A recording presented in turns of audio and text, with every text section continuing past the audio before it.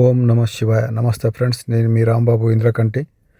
మేము హంపి వెళ్తున్న దారిలో పిల్లలు, స్కూల్ పిల్లలు ఆటోలో వెళ్తున్నారు.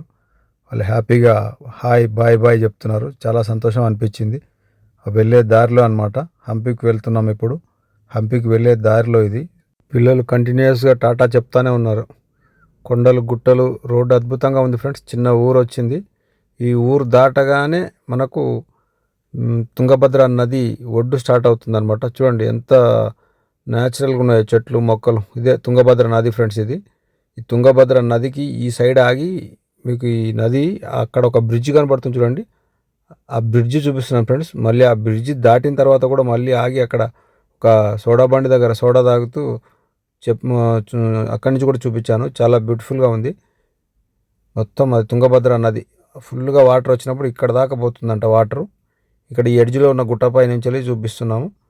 చాలా బ్యూటిఫుల్గా ఉంది. ఆ వెనకాల ఉన్న కారే మేము వచ్చిన కార్ అది. ఆ కార్లోనే బయలుదేరి వచ్చాము. చూడండి తుంగభద్ర నది ఎంత ప్రశాంతంగా ప్రవహిస్తుందో. వాటర్ అయితే ఫ్లోటింగ్ తగ్గింది. ఇప్పుడు ఈ బ్రిడ్జి స్టార్టింగ్ అనమాట. ఇది 2 గుట్టల నడుమ నుంచి తుంగభద్ర నది ప్రవహిస్తుంది ఫ్రెండ్స్. బ్రిడ్జి పైన వెళ్తుంటే చూడండి తుంగభద్ర నదిలోని వాటర్ ఎలా వెళ్తుందో. కిందికి వెళ్తుంది అనమాట. ఇటు జోగులాంబ ఆలంపూర్ టెంపుల్ సైడ్ వెళ్ళే తుంగభద్ర నది, అమ్మవారి గుడి పక్కన ఉన్న నది ఇదే అనమాట. బ్రిడ్జ్ దాటాం మేము. బ్రిడ్జ్ దాటినాక కూడా మళ్ళీ నేను ఇక్కడ సైడ్లో ఆగి ఇదే సోడాబండి, ఆ సోడాబండి దగ్గర ఆపాము. ఈ మొత్తం ఈ ఒడ్డు నుంచి మళ్ళీ అవతలది కూడా చూపిస్తున్నా చూడండి. చాలా బ్యూటిఫుల్గా ఉంది నది మాత్రం. మంత్రాలయంలో తాగినాం, మళ్ళీ ఇక్కడ తాగుతున్నాం. మంత్రాలయం తాగినాం.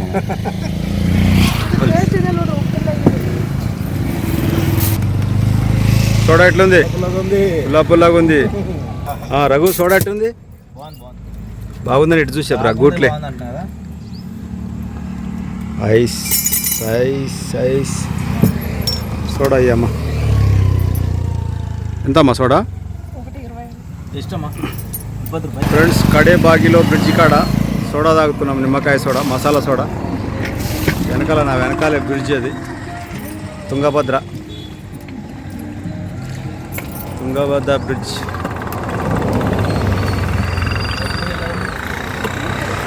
చేర్స్. పర్వాలేదు. జీరా సోడా. ఫ్రెండ్స్, వెళ్తున్న దారిలో ఈ పచ్చ పూలతోటి ఈ చెట్లు ఎక్కువ కనబడుతున్నాయి ఇటు సైడు. ఈ పూలు మరి నేనేమో నువ్వులు అనుకుంటున్నాను, లేదంటే కుసుమాలు అనుకుంటున్నాను. మీకు ఎవరికైనా తెలిస్తే కామెంట్ రూపంలో చెప్పండి ఫ్రెండ్స్. మీకు ఇక్కడ స్టార్టింగ్లోనే స్వామివారి టెంపుల్కి వెళ్ళే దారి అనమాట. మాల్యవంత గుట్ట అంట ఇది. ఈ మాల్యవంత గుట్ట పైన శ్రీకృష్ణ దేవరాయలు గారు ఆ రోజుల్లో 600 సంవత్సరాల క్రితం నిర్మించిన శ్రీ సీతారామచంద్ర స్వామి దేవాలయం ఉంది ఫ్రెండ్స్. ఇది అద్భుతంగా ఉంది. చూడండి, కొండ ఎక్కుతున్నాము. అంతకుముందు ఈ గుట్ట మీదకి దారి లేదంట ఇంతకుముందు. ఎందుకంటే మా ఫ్రెండ్, నాతో పాటు వచ్చిన ఫ్రెండ్ అంతకుముందు వచ్చినప్పుడు వాడు మెట్లు ఎక్కి వచ్చాడంట పైకి. ఇప్పుడు మాత్రం రోడ్డు వేశారు. గుడి ముందు దాకా రోడ్డు వేశారు కార్లు వెళ్ళేటట్టుగా. చూడండి ఫ్రెండ్స్, మొత్తం కొండల నడుమ దారి ఉంది ఇది. దీనికి ఉత్తరం ఒక రాజగోపురం, దక్షిణం ఒక రాజగోపురం కట్టించారు. ఈ ఉత్తర రాజగోపురం దగ్గర మేము కార్ పెట్టేసి ఈ దర్శనానికి వెళ్తున్నాము. ఇక్కడ ఎదురుగా చూడండి ఫ్రెండ్స్, చెట్టు ఎంత పురాతనమైన చెట్టు చూడండి. మొత్తం ఊడలు తిరిగి ఉంది అది. ఈ గుడికి ఉత్తర భాగంలో ఉందన్నమాట. ఇది మొత్తం గనేట్లు, పెద్ద పెద్ద కొండ గుట్ట అనమాట.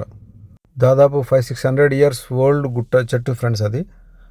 ఆ చెట్టుకు ఆనుకొని ఉన్న గుట్ట పైన ఆంజనేయ స్వామి టెంపుల్ కూడా ఉందన్నమాట. మేము ఆంజనేయ స్వామి టెంపుల్కి వెళ్దామంటే మా వాళ్ళకి నడిచే ఓపిక లేక వెళ్ళలేదు. ఇప్పుడు ఇది ఉత్తర రాజగోపురంలో నుంచి మేము లోపలికి వెళ్తున్నాం ఫ్రెండ్స్. ఇది ఉత్తర రాజగోపురం అనమాట. ఈ దేవాలయానికి 2 రాజగోపురాలు కట్టించారు. ఇప్పుడు దక్షిణ రాజగోపురం ఆల్రెడీ మొత్తం పడిపోయే స్టేజ్కి వస్తే దానికి యాంగ్లర్లు ఫ్రేములు పెట్టి సపోర్ట్ చేసి నిలబెట్టారు. మేమైతే దీంట్లో నుంచి లోపలికి వెళ్తున్నాం. స్వామివారి గుడి ఆవరణలోకి వెళ్తున్నాం అనమాట. గోపురం కూడా చాలా వరకు ఆ రోజుల్లో ఈ బహుమని సుల్తాన్లు పాలించిన టైంలో మొత్తం దేవాలయాలు మొత్తం ఇక్కడ కూడా కూలగొట్టేశారు ఫ్రెండ్స్. ఎక్కడ ఏ దేవాలయం, మంత్రాలయం పోతే అక్కడ ఏం లేదు, కానీ ఇక్కడ జోగులాంబ తల్లి దగ్గర మాత్రం చాలా విగ్రహాలు పగలగొట్టారు. మీకు చూపించాను ఆల్రెడీ. ఇక్కడ కూడా అదే పరిస్థితి ఫ్రెండ్స్. హంపి మొత్తం అలాగే ఉంది. ఇది మాత్రం దీపస్తంభము. ఇక్కడ స్వామివారి దీపస్తంభం అనమాట. దాంట్లో ఆంజనేయ స్వామి ఇది ఉన్నది. తర్వాత చుట్టూ ఏదో హిస్టరీ మొత్తం రాసి పెట్టారు దాంట్లో. ఇక్కడ బోర్డు పైన మాల్యవంత రఘునాథ స్వామి టెంపుల్ అని చెప్పేసి రాసి పెట్టింది ఫ్రెండ్స్. ఇది మాల్యవంత రఘునాథ స్వామి టెంపుల్ అంట. రామలక్ష్మణులు ఇద్దరు కలిసి సీతాదేవిని వెతుక్కుంటూ వచ్చిన టైంలో ఫుల్గా అప్పట్లో గాలివానలు వర్షాలు పడుతుంటే తలదాచుకోవడానికి ఇక్కడ ఆగారంట స్వామివారు, సీతారామచంద్ర స్వామివారు. అందువల్ల ఇక్కడ 600 సంవత్సరాల క్రితం శ్రీకృష్ణ దేవరాయలు గారు ఈ దేవాలయాన్ని నిర్మించారు. ఈ మండపం చూడండి ఫ్రెండ్స్, ఎంత పెద్ద మండపం. ఓన్లీ ఇది మండపమే, ఇది ఎన్ని కాళ్ళ మండపం అంటారో తెలియదు, చాలా విశాలమైన మండపం ఇది. స్వామివారికి దక్షిణ భాగాన ఉంది ఈ మండపము. అక్కడ మళ్ళీ అటు సైడ్ కూడా ఇంకొక మండపం ఉంది. 2 దేవాలయాలు ఉన్నాయి. ఈ 2 దేవాలయాలు కూడా ప్రజెంట్ లోపల స్వామివారికి పూజలు జరుగుతున్నాయి. తర్వాత ఇక్కడ రామభక్తులు కూర్చొని హిందీలో మాత్రం ఏదో పెద్ద పెద్ద బుక్కులు పెట్టుకొని రాసుకుంటూ భజన చేస్తున్నారు ఫ్రెండ్స్. నిజంగా వాళ్ళకి హెడ్స్ ఆఫ్ చెప్పాలి. ఇక్కడే రూమ్స్ ఉన్నాయి, ఆ రూమ్స్లోనే ఈ కొండపైన ఉంటున్నారు వాళ్ళు. ఈ నిర్మాణాలన్నీ కూడా ద్రవిడ శైలిలో నిర్మించారంట ఫ్రెండ్స్. మొత్తం ఇది రామప్ప 1000 స్తంభాల గుడి కూడా కొంచెం సేమ్ కొద్దిగా ఇదే ప్యాటర్న్లో ఈ మండపాలు ఉంటాయి ఫ్రెండ్స్.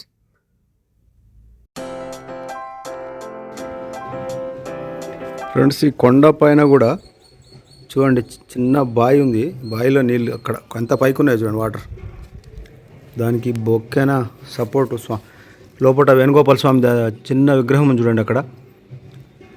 మొత్తం వాటర్ ఇది పురాతన కాలం నాటి మొత్తం గిరక కూడా చూడండి ఎట్టుందో గిరక.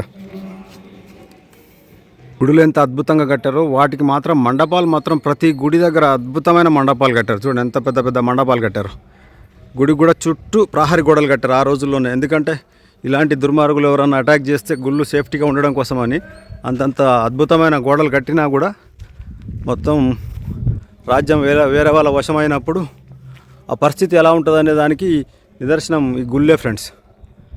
అద్భుతమైన టెంపుల్స్. కాకపోతే మనలో ఐక్యత లేకపోతే, మనలో మార్పు రాకపోతే ఏ ప్రాబ్లం ఉంటుందనేది ఇక్కడ కంటికి అద్దంలా కనిపిస్తున్న సాక్ష్యాలు ఇవి. గుడి వెనక భాగం నుంచి చూపిస్తున్నాను ఫ్రెండ్స్. గుడి ఎటు చూసిన ఎంత విశాలమైన ప్లేస్ కొండపైన వదిలారో చూడండి. అది ఫ్రెండ్స్ దక్షిణ గోపురం అది. ఆ గోపురం ఎప్పుడు పడిపోద్దో తెలియదు, దానికైతే ఐరన్ సపోర్ట్ పెట్టారు. ఇప్పుడు నేను దేవాలయాల బ్యాక్ సైడ్ నుంచి తిరుక్కుంటూ చూపిస్తున్నా మీకు. అసలు ఎంత స్పేషియస్గా విశాలంగా ఉందో. ఆ గోడ పైన చేపల్ని పట్టడానికి నాగరాజు ఎట్లా పరిగెడుతున్నాడో దాని వెనకాల చేపల వెనకాల నాగరాజు, ఆ పైన గజానుడు అంటే మన ఏనుగు అన్నీ ఉన్నాయి చూడండి. అద్భుతంగా చెక్కారు అవన్నీ. మొసలిది ఇవన్నీ చేపల బొమ్మలు చూడండి ఎంత బ్యూటిఫుల్గా ఉన్నాయి రాళ్ళపైన. అక్కడి వరకు ఆ పాముల బొమ్మలు, చేపల బొమ్మలు ప్రతి గోడ పైన అద్భుతంగా చెక్కారు ఇవన్నీ.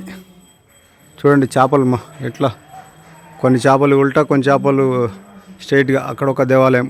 అన్నీ శిథిలావస్థలోకి వెళ్ళిపోయాయి ఫ్రెండ్స్. శిథిలావస్థలో ఉన్నాయి కాబట్టి ఇక్కడ ఏమి పూజా పునస్కారాలు అయితే ఏం జరగట్లేదు.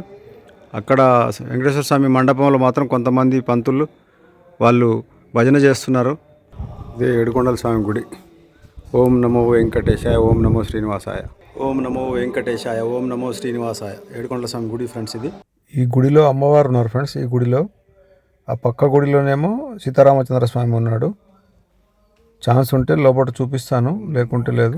అంటే కొంచెం మనుషులు అడ్డం ఉన్నారు. అప్పటికి పంతులు గారు ఏం అనలేదులే, కానీ నాకే మంచిగా అనిపించలే. అందుకే దూరం నుంచి కొంచెం గుడి లోపల ఉన్న మండపం అంతా చూపిస్తున్నాను చూడండి. ఇక్కడ అమ్మవారు కూడా ఉన్నారు. ఇక్కడ లోపల పక్క గుడిలో వచ్చేటప్పటికి రాములవారు ఉన్నారు. ఇది ధ్వజస్తంభం లాగా, ఇది దీపస్తంభం ఒకటి పెట్టారు ఇక్కడ. స్టార్టింగ్లో నుంచి రాగానే కనపడేది ఇదే దీపస్తంభం అన్నమాట.